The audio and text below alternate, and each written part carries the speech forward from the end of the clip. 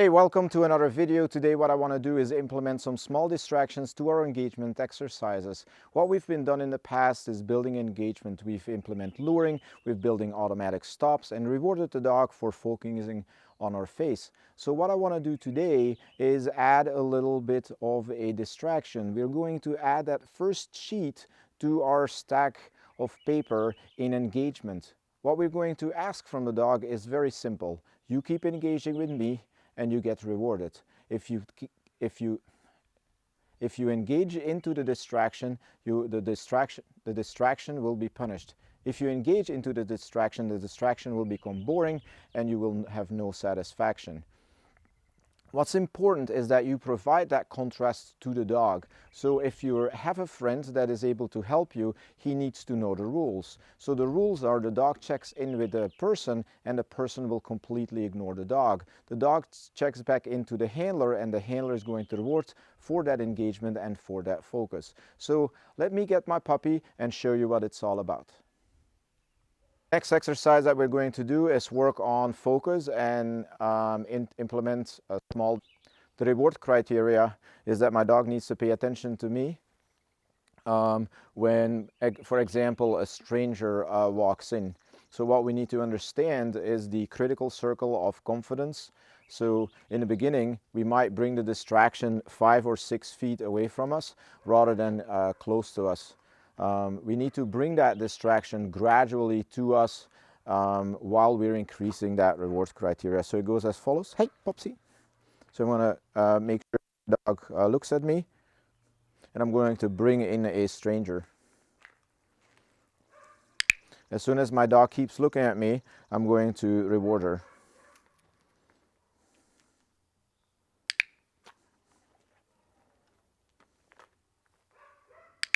I want to bring in another stranger.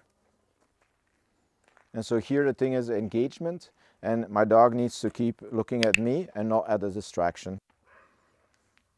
So let's ask somebody to go to the other side, and my dog needs to keep looking at me and not at the stranger.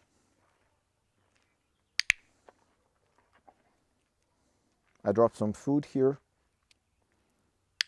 So what I'm gonna, if the dog does well, like she is doing now, then I can ask the people to move around a little bit. So let's move around a little bit, guys. I'm going to ask the dog to keep paying attention to me and not paying attention or engaging with the other people right there. And as soon as she looks into my eyes, I'm going to give her food. And watch out that you don't do like I did here, that I drop my food on the ground. So when I have good focus like this, what I can try to do is bring my dog into basic position and have my dog focus at me with people around. And then I can again ask my people to move a little bit and ask my dog just to focus on me. And when she focuses on me, she's going to get rewarded. Plain and simple. The next step is to implement some more distractions. So what I like to use to work with is some pom-poms. So Jeff has a pom-pom here. And it's a audible and visual distraction. So what we're going to do is we're going to ask the dog the same thing. I want the dog to engage with me and focus on me, and I'm going to ask Jeff to wiggle that pom-pom around a little bit. As soon as the dog re-engages with me, I'm going to give her food. It's all about staying with me and not looking at the distraction. Of course, my puppy has a little bit of experience, but these are the first steps of training distraction training in your work. It's not about the behavior.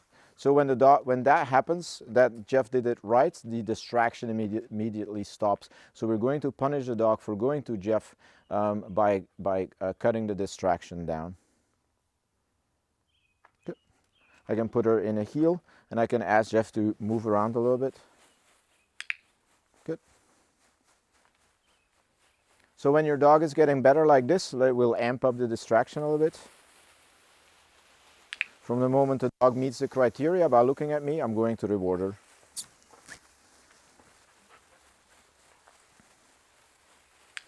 You can do that either next to you in a heel, or you can just ask, if she's not ready, you can just walk around a little bit and ask for engagement there. what we want is let's ask the people to move around a little bit. And what we don't want to happen is that the dog engages with any of the persons. When they do, they stop. Yeah, Popsy. Yeah, just walk around. The dog looks at me and engages with me, she's gonna get rewarded.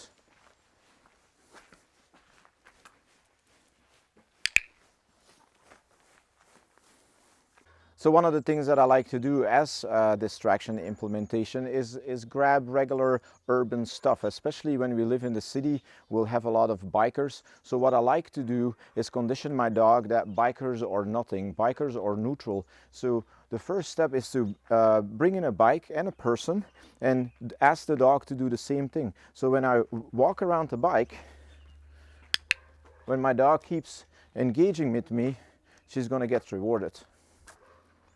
What I don't want the dog to do is to look at the bike and look at the person and interact with the person. The dog just needs to be engaged with me, and when she is, she's gonna get rewarded.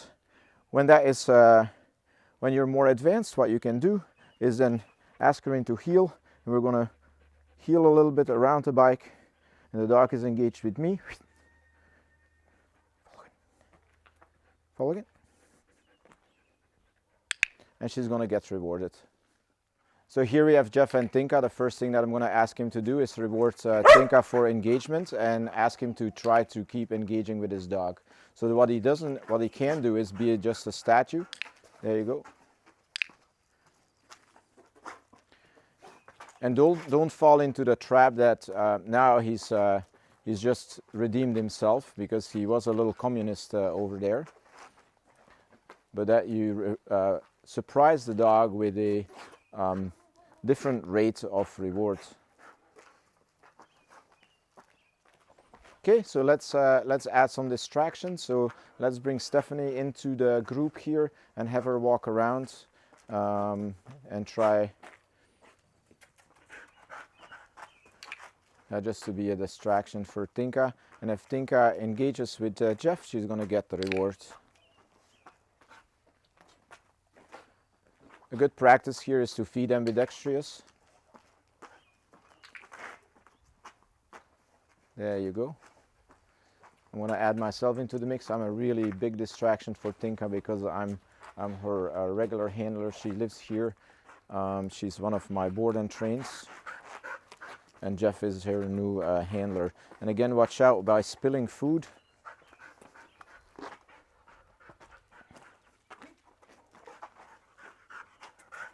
So you can invite a friend, you can do this in your living room, you can do this in your kitchen, have one of your friends or neighbors help you with dog training, and just be a distraction while you're doing your engagement training.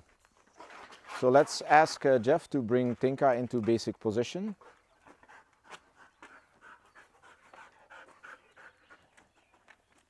And Tinka is pretty distracted by the smells on the ground. Good. Let's have Stephanie stand a little bit closer there, and then maybe you can face the camera, or the camera can show the dog. And as soon as the dog looks at Jeff, he's going to get rewarded.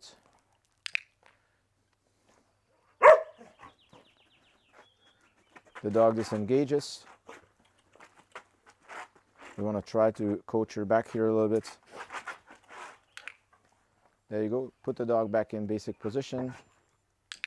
And as soon as the dog looks at Jeff, he's going to get rewarded. And you can come a little bit closer, Stephanie. They're doing really good. So click first before you feed. That's important. You see that Jeff was feeding first before the click. That is a big mistake. When you don't use a clicker, just use yes, and then the food comes. Very nicely. So let's ramp it up a little bit. Let's bring the bike out. So I'm going to ask Stephanie to bring the bike out, and then just walk around with the bike, or just in the beginning maybe just have the bike present. Think I've never seen the bike, and then see how they both respond. The team's doing really well with engagement. He should have clicked there because she looked at the bike and then re-engaged again. Here he should have clicked again. Timing is important here, guys. So when the dog re-engages to you, Make sure you click. There you go.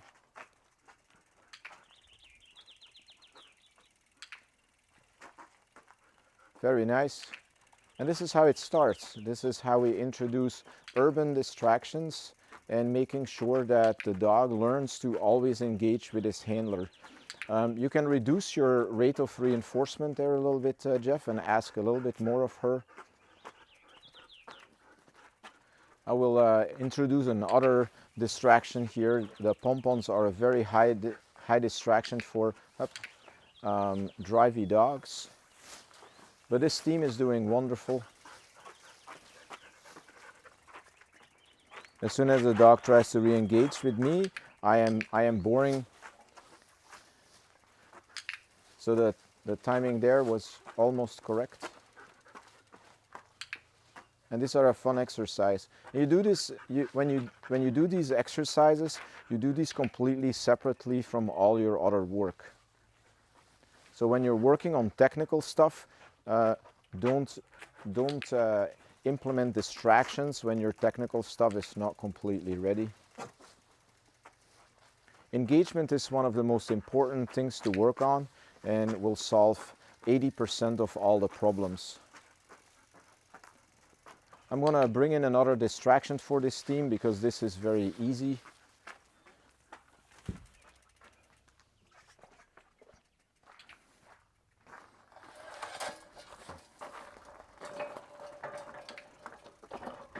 When you implement distractions, think about urban tools, things that you see in the streets, things that people work with, and try to desensitize the dog to that and teach them again that engagement with the handler is what it's all about. If you want to test out the bike, Stephanie, just go ahead, just ride it a little bit.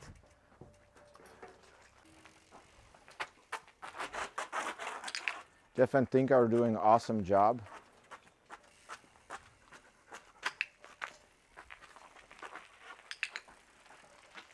So that's a basic implementation of distraction training. Wonderful job with these guys.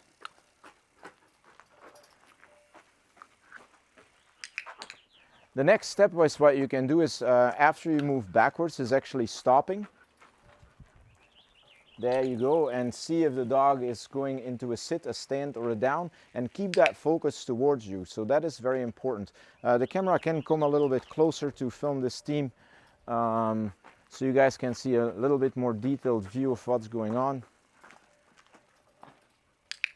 So as soon as that dog regains or remains in focus, Jeff is going to reward the dog. And again, pay a lot of attention to this work. It will really pay off in regular daily life. So the dog learns to pay attention to you. With rewards, think about your bunny hops. Sometimes turn that reward into an event, be actually much more fun rather than so much stationary. So do that again. So walk around, try to get her. Here's the dog is distracted by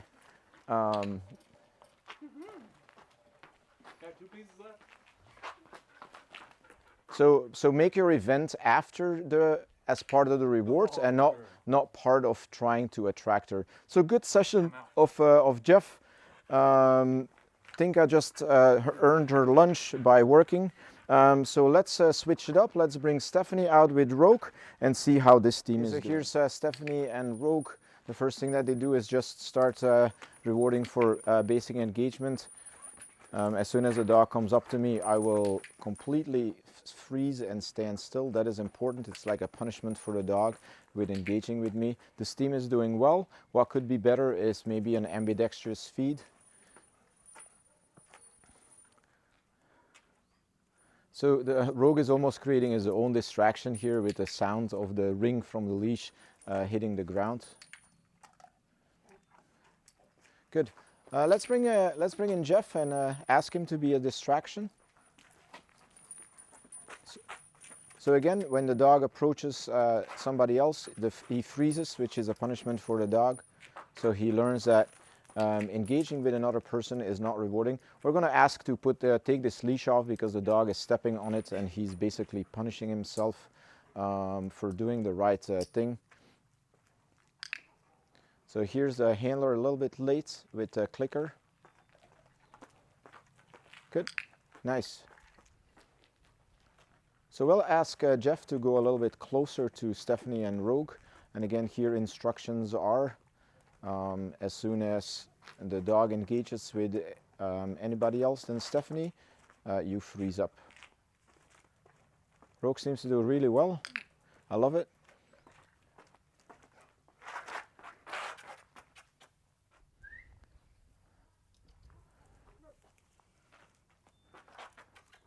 So Rogue is now distracted by a scent, and that scent is other dog piss here, which is more important than the audible and visual cues. There you go. And the click should have come, not just the food. So let's ask Stephanie to stop. And as soon as Rogue pays attention, click and food. So think about your clicker. And again here, work all around. Use the entire pad. And then stop. And then try not to drop food. That's important because you give the dog an opportunity to check out. And again here, this is olfactory distractions. The dog smells other dogs or critters.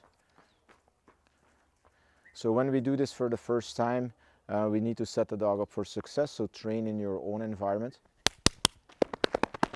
So I'm trying to create a more salient trigger here by clapping my hands. But you see the dog completely ignores the audible cue. So that was really good from Mom. She's creating a visual cue, which is awesome. And I'll run the others. Run, run, run, run. Good stuff. And again, watch out by dropping food. It's raining kibble here. Good. So I'm going to ask Jeff to grab the bike and start walking around with the bike. And there's that same spot here. The dog pays attention to the smell of other dogs. But I think the team does well. So, yeah, Jeff does a good job here by stopping and is basically punishing the dog for engaging. Yeah, Jeff, you can just walk around with the bike. I think this team does well. Stop. It's very important that the helper for this team needs to have good peripheral vision so he can help the team when the dog is sneaking up at him backwards. Stop. Good, yeah, you can go now. Just be aware that when the dog sneaks up on you, good. And so implement your stop go motion. Good, look at that dog, it's so awesome. And Stephanie and Rogue just started training here, so this team is doing exceptionally well. Rogue is very intrigued right now, so he's gonna check out the cameraman. And now he's on his own. He's following his nose again. So this nose is very strong with the dog. He's licking other dog urine. So what you can do, Stephanie, in this case is run past him. And so he's gonna see you. Run, run, run. There you go. And she got him. So the visual stimuli was more salient in this particular case than the scent. But then his nose takes over again. So one of the things that happened here is an example of continuous reinforcement scheduler ciliation. So we rewarded the dog with every repetition of coming to us, and eventually the dog gets satisfied with the reinforcer. And then the smell and the scent becomes more reinforcing than the food. And this is what happens with a continuous reinforcement schedule. So if you have watched the From Tyrant to Teacher and the From Teacher to Professor webinar, I explained those reinforcement schedules. And so here we saw a practical example of a dog that was saliated and satisfied with the continuous reinforcement schedule and his reinforcer food. So, but great job from these guys. So let's set them up for success and bring out a couple more dogs. So here's Benny. So he needs to figure out where is the reinforcer. There you go. Good. Good. Benny is motivated for food, as you can see. And Stephanie has worked twice with his dog, which is pretty cool. I want to ask Jeff to become a distraction immediately. I think this team is ready for that. Good. What we will ask.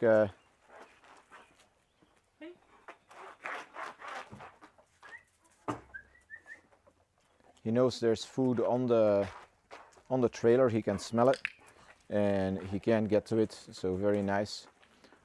So what we'll ask Stephanie to do is do the same thing. She's going to run backwards and stop and see if Benny wants to pay attention to her. Think about your luring techniques that you've done left and right. You can implement that in your reward system. So don't just feed the dog, but create a little bit of drive with luring. You should have rewarded them there because the dog was distracted and he made a good choice. So slowly but surely ask him stuff. So just stand there. And then don't feed him like that. Don't be a robot. I want you to explode and start luring left and right. Make it into an event. Make the reward last. You are the added value to the rewards. If you just hand food, the motivation is just a primary reinforcer, food. If you create an awesome fun event with it, then you have that added value. And it's the interaction with food that is more important than the food itself. So I'm going to show, I'm going to take over here, and I'm going to show Stephanie what I mean.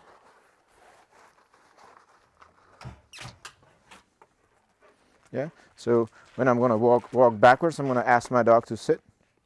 He pays attention. And I'm literally going to make this awesome event with luring, and then have him. Oh, and he's choosing to go to Stephanie, which was pretty cool. He's doing fun. Yeah, maybe the bike can walk around a little bit. Let's implement some more distractions. I'm going to hand this food back to Stephanie, and I'm going to add another distraction.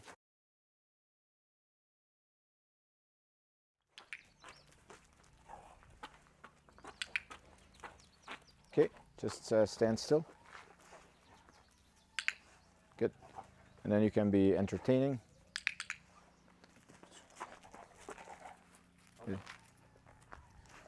It rains kibbles.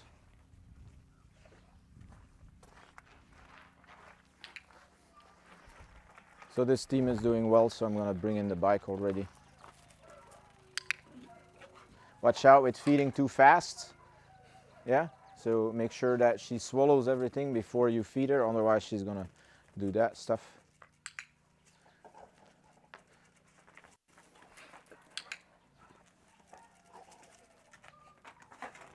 Okay, let's move around a little bit.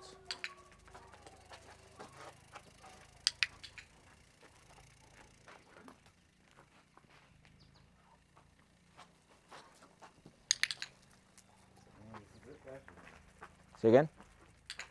It's a bit faster than I am over there. With my click. So try to feed her so she hasn't got the paws on your leg. Very important. There you go, nice.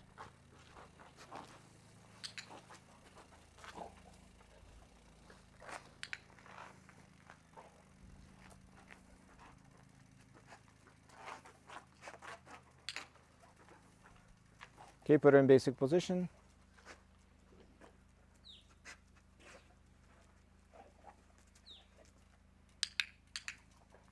And then put your hand on your belly button. So basic position.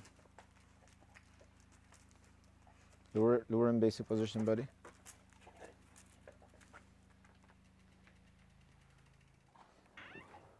So here's Chef and Darla, so same criteria. Trying to get the engagement. Darla is very, very, very attached to me. I think they're doing well. I think and then again here he needs to feed with the paws off the ground. I like the engagement, so slowly but surely we will ask him to put the dog into a basic position. Put the dog into a basic position, Jeff.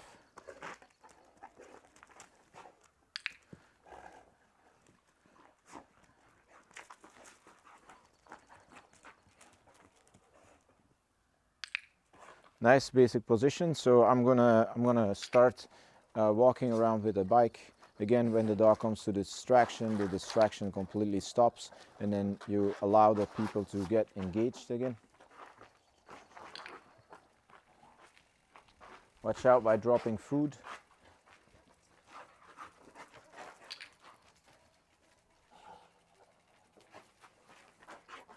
She knows there's food on the ground, because I see 1, 2, 3, 4, 5 kibbles. Good.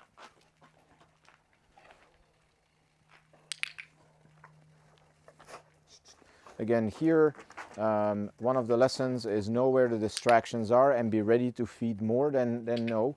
So a lot of people make the mistakes by just feeding one reward. So why don't you turn it into an event, or keep rewarding this dog every half a second while he remains in focus. So many people, they click once and feed once. So that's very predictable. So the dog knows that and is eventually going to check out. So surprise the dog with more rewards. So here he doesn't reward, actually. He asks for continuous focus. So it's behavior, reward, behavior, reward, behavior, reward, where it should be behavior, reward, reward, reward, reward, reward. Unfortunately, we ran into some video troubles with Benny, Buna and Darla, and the video froze up after about 1.5 to 2 minutes. But I hope this video today gave you a good idea in how to implement basic distractions when building engagement. Go slow and train in your familiar environment. Set yourself and your dog up for success, and don't go out in the park and in very crowded areas too soon. Start in your kitchen, start in your basement, start in your living room, in your backyard. Ask friends and family over to help you be a distraction, and take it easy. Take it one step at a time. Take a wheelbarrow, take a broom, take a vacuum, etc., etc. So I hope this video was helpful. If you have any questions or comments, leave them below, and otherwise I will see you guys in the next video. Thank you.